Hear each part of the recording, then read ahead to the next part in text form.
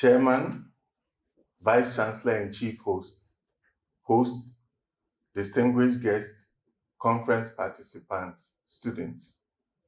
I'm happy to be part of the second international conference of the Faculty of Education, ADEKUNLE, AJASIN University, AKOKO, ONDO State, Nigeria. I wish to express my heartfelt gratitude to the organizers for considering and nominating me to deliver a keynote address, and the university administration led by the Vice Chancellor for accepting my nomination. I see this as a step towards a future collaboration between our two universities. Coming July, that is next month, August and September, my university has an international conference in each of the months, and I wish to take this opportunity to invite you to these conferences. The call for papers or abstracts have already gone out, but in the spirit of brotherhood or sisterhood or good neighborliness, the various LOCs could be encouraged to make way to accept additional papers or abstracts. Information on these conferences are available on my university's website at www.uest.edu.gh. Thank you. Mr. Chairman, environmental education and sustainable economic development issues have attracted the attention of the United Nations from the early 1960s and continue to be major topical issues of development and human survival on the planet. Education for sustainable development or sustainability aims to help people understand the interdependence of life on Earth, the effect of activities and decisions relating to resource use, and factors which foster or impede sustainable development. It is concerned with developing people's awareness, values, and attitudes, thus enabling them to be involved effectively in sustainable development. Environmental education has become essential to bring to the attention of all people across the globe the need for collective actions to sustainably exploit available limited resources for sustainable and inclusive economic growth. The need for sustainable economic development has been raised by many experts on various platforms and panel discussions for action to be taken on negative environmental practices to avert negative impacts associated with economic development ventures on human health, environmental resources, and livelihoods of the vulnerable groups across diverse societies. Environmental education is a field characterized by a paradox. While few will doubt the urgency and importance of learning to live in sustainable ways, environmental education holds nowhere near the priority position in formal schooling around the world that this will suggest. Environmental education may be considered as a dynamic and immensely complex field for study and interpretation. Indeed, it concerns itself with teaching and learning relating to complex issues that at times themselves defy human understanding. It is a field characterized by a paradox. Few will doubt the urgency and importance of living in sustainable ways of conserving the world's natural resources and of taking care of the earth so that future generations may not only meet their needs, but also enjoy life on our planet. Attribute the founding of environmental education in the United Kingdom to a Scottish professor of botany and an originator of town and country planning, Sir Patrick Gates. He is regarded by many as being the first to make that all-important link between the quality of the environment and the quality of education. The first recorded use of the term environmental education in Britain may be traced to a conference held in 1965 at Keele University, Staffordshire, with the purpose of investigating conservation of the countryside and its implications for education.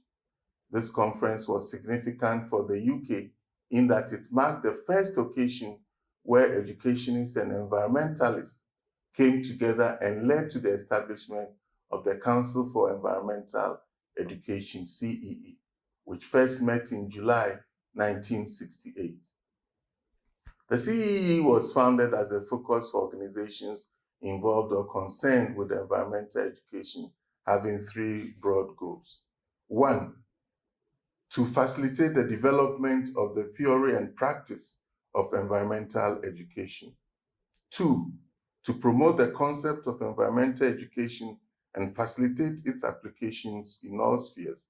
And three, to monitor the progress of environmental education and assess its effectiveness.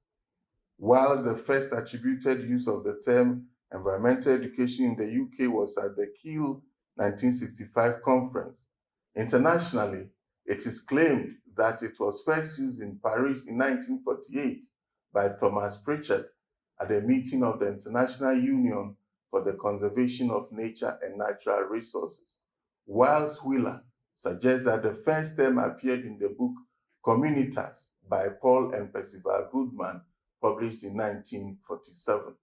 Probably the greatest landmark in the history of attempting to define the term environmental education was an IUCN UNESCO International Working Meeting on Environmental Education in the School of Curriculum, held in 1970 at the Forrester Institute, USA.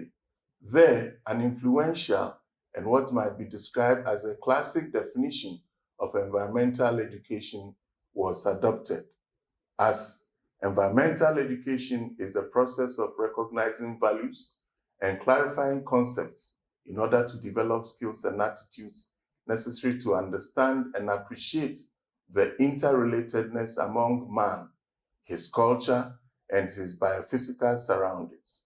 Environmental education also entails practice in decision-making and self-formulation of a code of behavior about issues concerning environmental quality. Principle 19 of the United Nations Conference on the Human Environment, held in Stockholm, Sweden, declared that education in environmental matters for the younger generation as well as adults, giving due consideration for the underprivileged, is essential. A key recommendation of this First World Meeting on the State of the Environment endorsed the need for environmental education, thus greatly enhancing its international status and perceived importance. Global conferences organized by the United Nations on various environmental issues of concern to human survival and our planet have been and continue to be a major platform for environmental education of political leaders and sharing of information among environmental experts. The purpose of these conferences has contributed to encouraging global leaders to work jointly on certain environmental, social, and economic challenges, fostering alliance between international governments that permits efficient means of reducing harmful environmental effects, offering fair laws and regulations for everybody to foster peace and deter competition at the expense of environmental health, and identifying root causes and for mainstreaming. These COP meetings can be viewed as environmental education for the world leaders and experts. Those who follow the discussions at this meeting also become educated environmentally, become aware of the global directions and actions to deal with environmental and socio-economic development issues.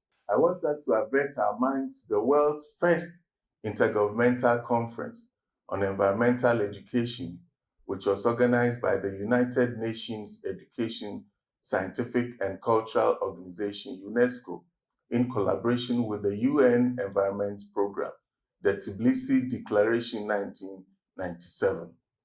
Participants unanimously agreed on the important role of environmental education in the preservation and improvement of the world's environment, as well as in the sound and balanced development of the world's communities. Tbilisi Declaration provides the framework, principles, and guidelines for international education at all levels, that is local, national, regional, and international, and for all age groups, both inside and outside the formal school system. The declaration provided three main goals of environmental education as to foster clear awareness of and concern about economic, social, political, and ecological interdependence in urban areas. Provide every person with opportunities to acquire the knowledge, values, attitudes, commitment, and skills needed to protect and improve the environment. Create new patterns of behavior of individuals, groups, and society as a whole towards the environment. Keating lists global environmental issues to include global population growth, poverty and inequality, food and agriculture, tropical deforestation, biological diversity, desertification and drought, freshwater bodies, oceans and coasts, energy, atmosphere and climate, managing solid waste and sewage, hazardous substances, including nuclear waste and global security, and adds comment from Agenda 21. These are all important to facilitate economic development. Sustainable economic development, Mr. Chairman, connects environmental issues with opportunity for steady economic prosperity. Sustainable economic development should be seen as pathways to generate economic growth, sustainable business, and community development through innovation, efficiency, and conservation in the use and reuse of all natural and human resources to increase jobs, incomes, productivity, and competitiveness of countries and households. The ultimate goal is to achieve inclusive economic growth that protect the natural resources which are used as the base for economic productivity. In the era where climate change has affected almost all human endeavor, it is important to view sustainable economic development as an imperative to address the environment or climate crisis, offering the greatest economic opportunity of the 21st century and drawing lessons to inform environmental education and action. The academia is positioned to take the lead in creating the pathways and strategies for integrating sustainable economic development initiatives into national environmental education, development policies and frameworks, and program design and implementation. This is to generate optimal benefits to the society at large. A service in this nature will count towards our professional aspirations and serve as public good for members of our society.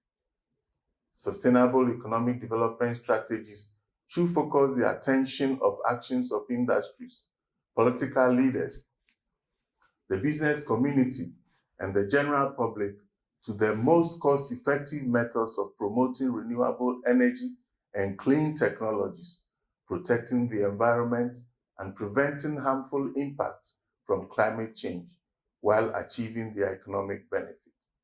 It is important to explore local and indigenous methods of conducting economic activities in such a way as to protect the environment for collective good, whilst adopting modern technological innovation and resource use efficiency to grow our economies, improve the standards of living, and expand businesses, jobs, and incomes of our nations and citizens. It is obvious, Mr. Chairman, in our current global and regional development frameworks that we cannot ignore the role of environmental education to achieve sustainable economic development. It is in our interest as sub-Saharan countries to make conscious and deliberate efforts to integrate environmental education into our economic development agenda. This will help reduce the excessive destruction of our water resources, marine pollution, forest degradation, loss of biodiversity and ecosystem destruction, plastic pollution, soil degradation, economic losses, poverty, and inequalities in our societies. Yes, we have become more vulnerable to the impact of climate change. However, we can deal with adaptation and mitigation measures appropriately to be developing environmentally aware or literate societies with positive attitudes of taking little but important steps in halting the drivers of climate change. Environmentally aware and willing populace will help as members of the society will appreciate their roles in sustainable use of environmental and natural resources for sustainable economic development. Of course, implementation activities to achieve the Sustainable Development Goals, which ultimately will result in sustainable economic development, will indeed require environmental education as a cross-cutting issue. Specifically, Goal 4, to ensure inclusive and equitable quality education and promote lifelong learning opportunities for all. Goal 12, responsible consumption and production. And Goal 13, take urgent steps to combat climate change and its impact, among others. Now, this year's conference is apt in mobilizing global, regional, and national consensus to chart a sustainable path for developing our economies in the ECOWAS and African region and the world as a whole, based on research. My expectations of this conference are that presentations of researchers will focus on the various approaches that we can adopt to effectively educate our communities on environmental matters. Integrating environmental education and sustainable economic development, relevant information in educational materials and curriculum, models to bring the business community along the change to sustainable economic development paradigm, success stories on environmental education and sustainable economic development, use of local and indigenous sustainable technologies for industrial production. I hope the conference will be engaging and educative that will help to improve the quality of papers to be presented to inform policy and future research. I wish all participants well. In the spirit of Wazobia, Mr. Chairman, let me say Eshe, Nagode, Imela. I thank you for your audience. God bless you.